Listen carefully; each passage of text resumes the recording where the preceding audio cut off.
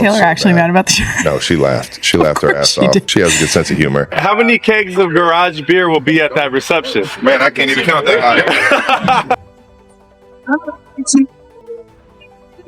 I broke Taylor's chair with the weight I gained from her sourdough. Good gut health, though. You good?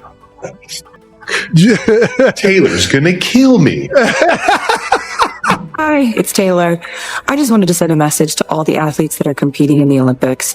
I just wanted to say thank you. I broke Taylor's chair with the weight I gained from her sourdough. Good gut. Travis Kelce just casually told the world he has no idea how many kegs of garage beer he'll need at his wedding reception. And the internet absolutely lost it. One sentence, total chaos. But while everyone's obsessing over the kegs, they're missing the bigger picture. Because what Taylor and Travis did separately this week might say way more about where this relationship is headed than anything they've done side by side. And then there's the moment no one saw coming. A broken chair, a sourdough loaf, and a story that might be the funniest chapter in their saga so far. It's chaotic, it's hilarious, it's low-key revealing. Let's break down what really happened and why it might mean more than you think.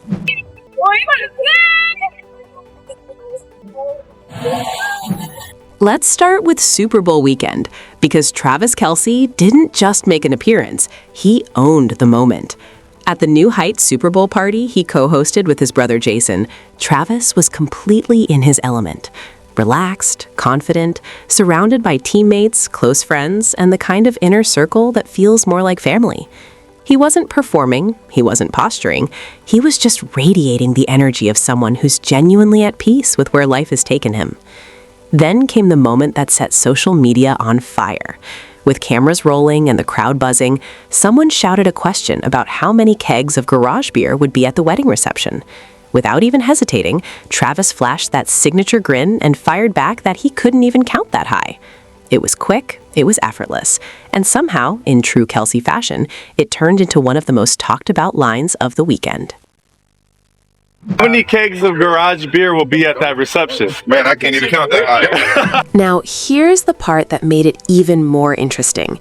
He didn't confirm a wedding. He didn't deny a wedding either. He just smiled and leaned into the moment with that effortless, playful charm, the exact kind of energy that makes you understand why Taylor Swift fell for him in the first place. But here's the detail most people completely missed. Inside the venue, hanging casually on the wall, was one of Taylor's older photos. Not a giant billboard, not some over-the-top tribute, just a simple framed picture, like it had always belonged there. And that's what made it powerful. It wasn't performative, it wasn't flashy, it was subtle, natural, almost like she's already woven into the fabric of his world, not as a spectacle, but as part of the foundation. No announcement needed, no grand gesture required.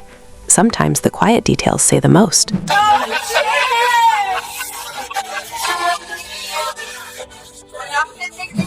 But the Super Bowl weekend was far from over. Travis didn't just stop at the New Heights party. He also pulled up to the Tight Ends and Friends event in San Francisco, and the vibe there was completely different. This wasn't the flashy, headline-making Travis. This was Travis with his football brotherhood, surrounded by fellow tight ends, NFL insiders, longtime friends, and the guys who knew him before the global spotlight, before the pop culture frenzy, before his life became tabloid gold. This was Roots-level energy. No spectacle, no viral sound bites, just respect, camaraderie, and that deep locker room bond you can't fake. It was a reminder of who he's always been and the foundation he's never walked away from. So happy for you, bro. That's amazing. The energy in the room was celebratory, but grounded. No chaos, no over-the-top spectacle, just real camaraderie. The kind that comes from years of shared wins, losses, and locker room memories. But then, something happened that made the whole night even sweeter. Every time the DJ dropped a Taylor Swift track, Travis didn't stay in the background. He'd make his way straight to the DJ booth, vibing, dancing, completely locked in, looking like the proudest man in the building. And when a remix of one of her songs came on, he was front and center, phone out, recording like it was the headline act of the night. Fans are convinced those videos were sent directly to Taylor, probably followed by a couple of hyped-up voicemails. It wasn't performative, it wasn't staged, it was just a guy celebrating his girl, even when she wasn't in the room.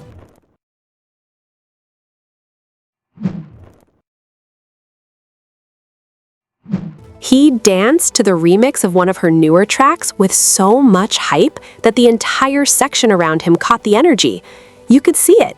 People weren't just watching him, they were feeding off him. Then someone handed him an 87 jacket.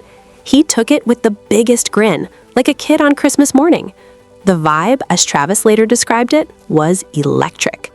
And when a remix of You Belong With Me came on, he had his phone out, recording like a full-on Swiftie at the Eras Tour.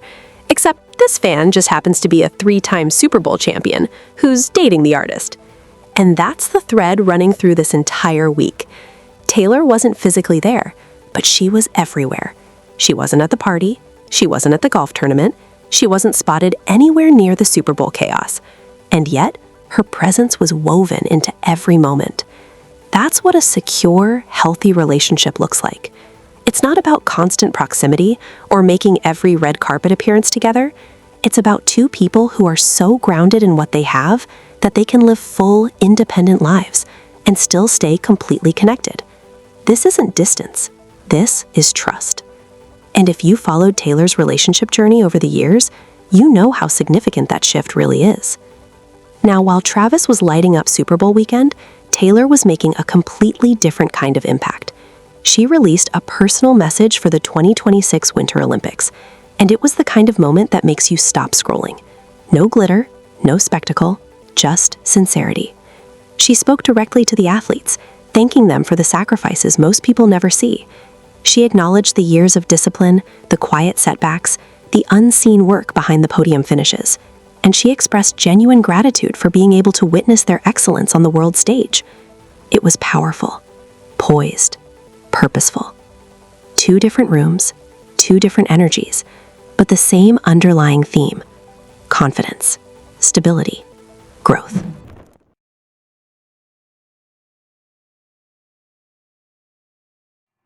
It's Taylor. I just wanted to send a message to all the athletes that are competing in the Olympics. I just wanted to say thank you. Getting to learn your stories and see everything that you've sacrificed and all your determination and hard work and passion and everything that's gotten you to this point where you're so excellent at something. It didn't feel like a promo. It didn't feel scripted or strategic. It felt like Taylor being Taylor. She understands something most people don't. That encouragement, when it comes from the right voice at the right moment, can mean everything. She spoke about how powerful it is to watch someone reach the absolute pinnacle of what they've dedicated their entire life to. The years of sacrifice, the discipline, the quiet resilience it takes to stand on that stage. And then she did what she always does best. She made it personal. She wished every athlete a safe journey. She hoped their experience would be something they'd carry with them forever. Not just the medals, not just the headlines, but the memories. It wasn't loud, it wasn't flashy. It was thoughtful, intentional, and deeply sincere.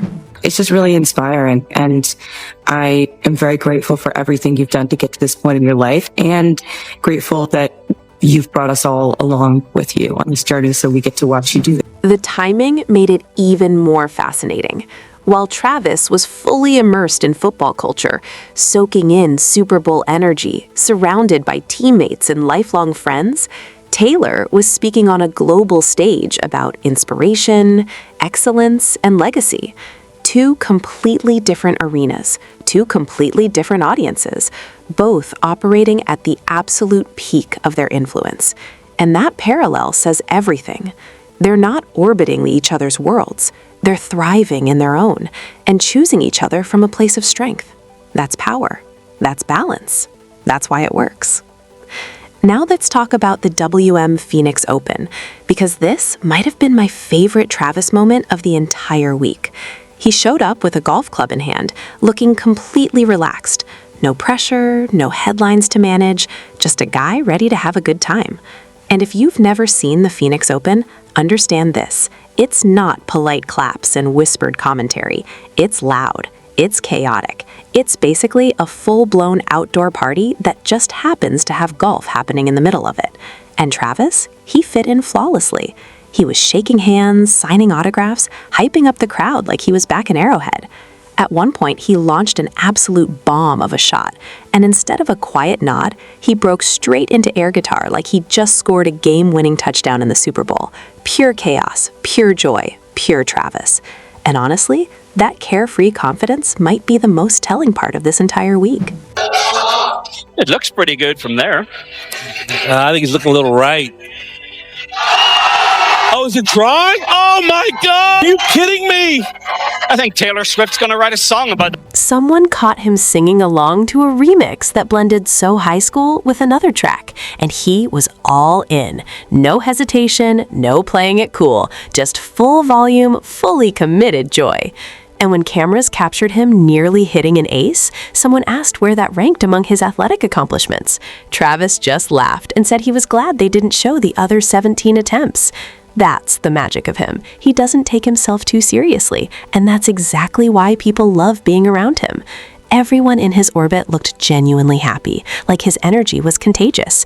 Even through a screen, you could feel it. This is a man who's enjoying his life, fully, authentically, unapologetically. But now, we need to talk about the moment that truly broke the internet, because it involves a chair, a sourdough loaf, and a scale designed for horses. Travis popped up on his sister-in-law's podcast and wasted zero time delivering comedy gold. He introduced himself and then immediately confessed he broke Taylor's chair. Not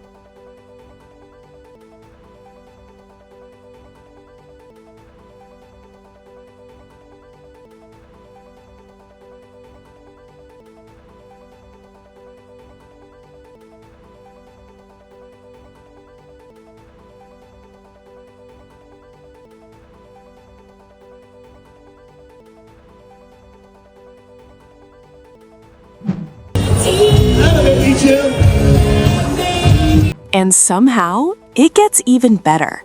He explained that Taylor wasn't even home when it happened. So picture this, Travis standing there, holding the broken back of the chair like evidence from a crime scene. And what was his first instinct? Not to hide it, not to panic, not to Google how to fix antique chair fast. Nope, he went straight to the scale. And not just any scale, he compared it to the kind they use for horses. The visual alone is comedy gold. A 3-time Super Bowl champion casually weighing himself like he's prepping for the Kentucky Derby, trying to figure out if Taylor's homemade sourdough is responsible for the structural damage. It's self-aware, it's ridiculous, it's domestic chaos in the funniest way possible. And the fact that he told the story so openly, that's what makes it iconic. Hi, I'm Travis Kelce, Kylie Kelce's brother-in-law. And I'm not going to lie, I broke Taylor's chair with the weight I gained from her sourdough. Good gut health, though. It's true love. Love you. And when they asked if Taylor was actually mad, Travis just grinned and said she laughed her head off the moment she found out. Not angry, not dramatic, just pure, uncontrollable laughter.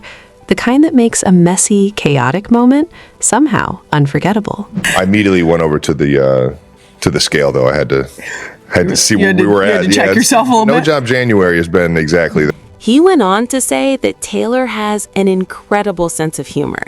And honestly, you could feel it in the way he talked. This isn't a couple putting on a show. This is 2 people who genuinely make each other laugh every single day, turning even a broken chair and a sourdough mishap into a story worth sharing. Taylor actually mad about the show. No, she laughed. She laughed her ass off. She's got an amazing sense of humor, and it shows in the little moments. Like during the podcast, when something almost broke, Travis immediately quipped, "Taylor's going to end me." It's a small line, but it says so much. She's constantly on his mind, naturally woven into his stories and conversations. No theatrics, no cameras needed. This is just genuine, effortless connection, the kind that makes their chemistry feel real to anyone watching. How they do best in show for like dogs, where they like trot them out. And, like, they do it for like horses too. Oh shit! You good? Taylor's gonna kill me. This is just how he talks about her, because she's that deeply integrated into his life. And honestly, that's the bigger picture here. Everything we saw this week, the Super Bowl parties, the golf tournament, the Olympic message, the broken chair story, all of it paints the same picture. These are two people who are building something real, not a PR relationship, not a Hollywood arrangement, but an actual partnership between two individuals who respect each other's space, celebrate each other's worlds, and find genuine joy in the smallest moments together. Travis records Taylor's songs at parties because he's proud of her. Taylor makes sourdough bread that's so good it breaks furniture. They laugh about it. They support each other from across the country. They show up for the things that matter and give each other room to breathe for everything else. The way Travis carries himself when Taylor isn't around tells you everything you need to know about how he feels when she is. And the way Taylor uses her platform thoughtfully, generously, with intention, tells you exactly why someone like Travis would fall completely head over heels. These two aren't just in a relationship. They're in a partnership that's built to last, and every week brings more evidence of that. There's still so much more to unpack, including all the Easter eggs from recent releases and what's coming next for both of them, so make sure you're sticking around for that. That's it for today, folks.